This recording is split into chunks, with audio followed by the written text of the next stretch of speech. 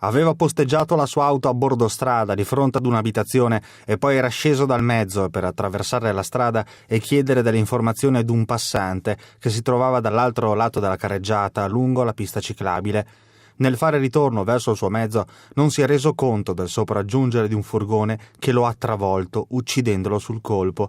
È morto così intorno alle 11:15 di stamani a Lughignano di Casale sul Sile un pensionato di 78 anni, Francesco Ziliotto, originario di Paderno del Grappa. La vittima aveva appena parcheggiato la sua vettura, una Renault Megane Scenic, lungo via Nuova Trevigiana ed era sceso per chiedere delle informazioni. Fatale però è stato il tentativo di raggiungere l'altro lato della carreggiata senza accorgersi che stava sopraggiungendo un furgone Mercedes Sprinter con alla guida un ventenne veneziano dipendente di una ditta della zona.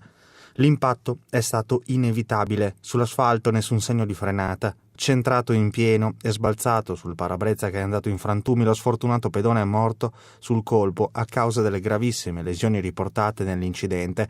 Sul posto sono intervenuti i medici del SUEM 118, la polizia locale e di carabinieri di Treviso